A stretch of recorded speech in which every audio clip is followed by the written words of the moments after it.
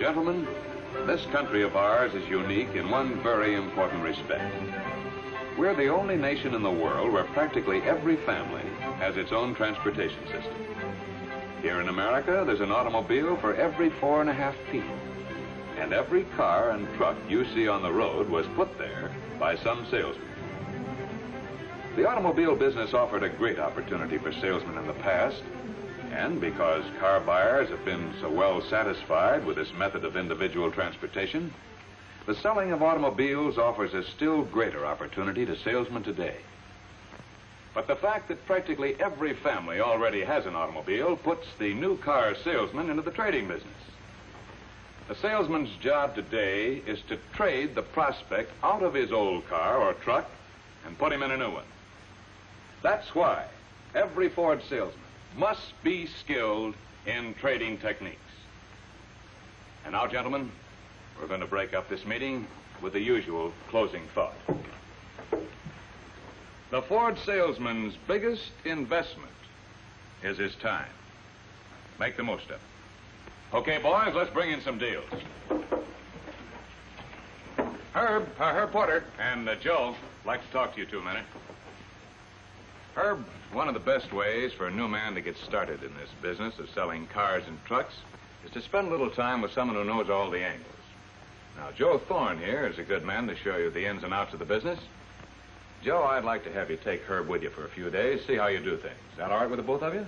Sure. You bet it is, Mr. Fuller. Okay, then, the best of luck to you, Herb. And did you have good luck, Herb? Well, Charlotte, that's something you can't just answer with a yes or a no. A lot of things happen, and... Tell me about them, Herb. Well, it's a long-winded story, but anyhow, we went for a ride in Joe's demonstrator. Mr. Thorne. Joe. It's Joe, Herb. Okay, Joe. I was wondering, I understand you're at or near the top in sales every month. So that means you must do things a lot different, huh? No, I don't think so, Herb. Maybe it's just that I do more of the same things. You see, it's like Mr. Fuller says. Time's my greatest investment. And, well, I hope this doesn't sound stuffy, but I try to make the most out of every minute. But I had the idea cars were always sold in the showroom.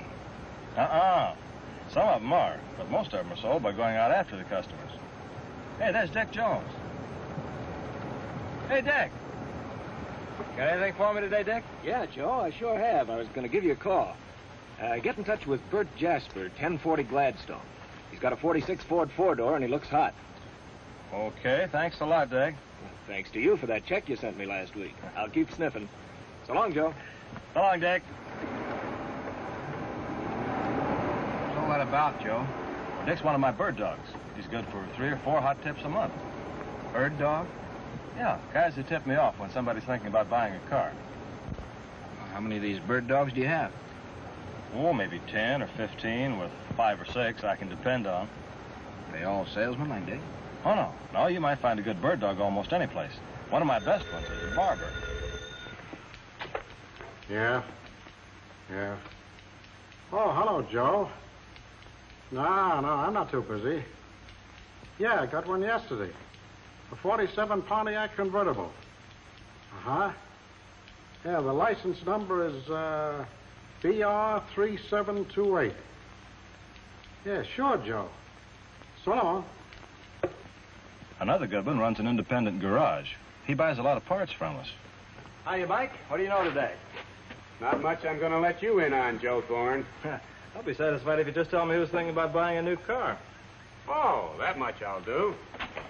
Customer in here yesterday got his 1946 Ford Coupe fixed up so he could make a better deal on a trade-in. Oh, here it is. Name's Alec Latimer, 230 Forest Avenue. Okay, much obliged, Mike. I'll get right on that.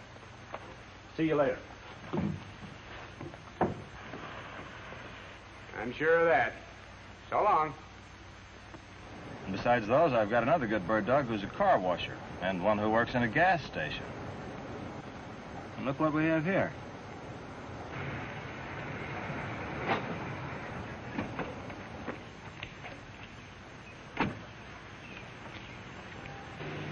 Good morning, sir. My name's Joe Thorne. I'm with Jack Swift, Ford dealer. We got a buyer for a car like yours, but I've got to move fast. If I can get you more than it's worth, will you trade today?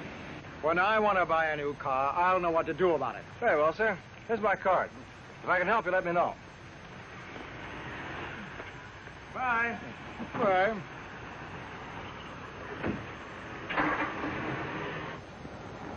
It didn't work so good, did it? Well, maybe not, maybe so.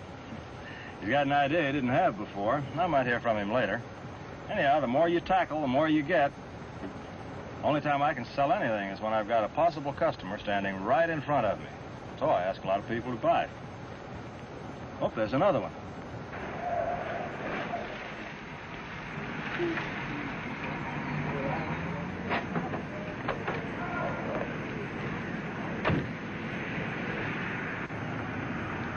Morning, sir. My name's Joe Thorne. I'm with Jack Swift, Ford dealer. Yeah? We need a model like yours to balance our used car stock. If I can get you a real good deal on a new Ford, would you trade today? What's your offer? Oh, what do you think it's worth? Look, this was your idea. It's up to you to supply the figures. All right. According to the prices in today's paper, your car is worth around $1,000, Mr. A bullet. Yeah, but keep talking.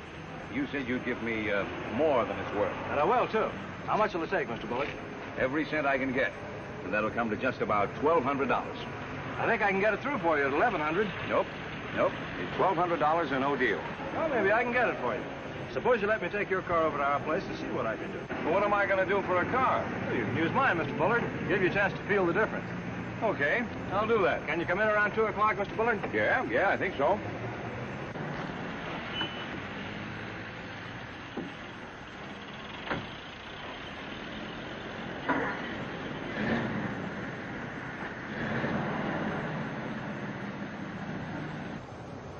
You see, Herb, that'll do two things. Bullard will come into the showroom because we've got his old car, and he'll get a good selling on Ford by driving it. That's why I always keep my demonstrator in good shape. Clean, lubricated, top running condition. It's a good idea. You going back to the showroom now, Joe? No, we've got an appointment at the Thaler Nursery. Mr. Thaler's in the market for a 10.5 stake truck. You sell trucks, too?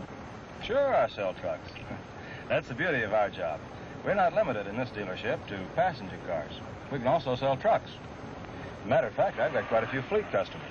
You know, businessmen who buy both passenger cars and trucks from me. Believe me, that builds up the old paycheck. Yes, I suppose it does. I thought you almost had to be an engineer to sell trucks. Oh, no. Well, of course, now and again, you get into a deal where you have to figure, well, special equipment, weight distribution, that sort of thing. But in cases like that, I just call on the truck specialist or the sales manager to give me a lift. But most of the time, especially on pickups and panels and stakes, the customer has a pretty good idea what he wants. And it's usually just a matter of getting together on price. This is a trading business in trucks, just as it is in passenger cars. But how do you find prospects for trucks? Well, that's sometimes easier than it is to find prospects for passenger cars. The logical place to look, of course, is among people who use trucks. Oh, this little folder comes in mighty handy when you want to sell a truck. It shows the kinds of trucks that are used by different businesses. Yeah, it looks all right.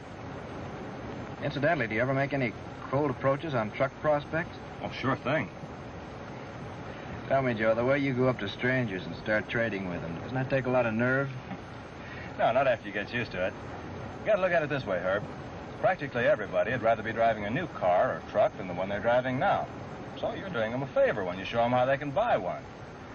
Well, here we are.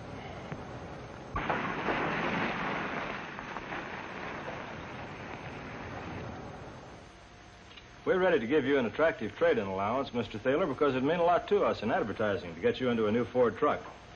How much would you give? We'll put you into a new 10.5 Ford. We'll take your old Chevy as a down payment, and your payments will come to only $65.10 a month for 24 months. How much allowance is that? That's an allowance of $625. Uh-huh. That's just about what the Chevrolet man said. And I've always been satisfied with my Chevrolets. You do a lot of your own driving, don't you, Mr. Thaler? Yeah, most of it. Then the additional comforts you get in a Ford truck will be interesting to you. Our cabs have all the comforts you expect in a passenger car. For example, the Ford truck has a thick, springy, rubberized hair padding that can't mat down or pull apart. And besides these advantages in driver comfort, safety, and convenience, you get the ruggedness for long life that Ford's always been noted for. Compare the clutches, for example. The Ford truck clutch has 20% more facing friction area than the Chevy. That gives you a good idea of the general overall difference.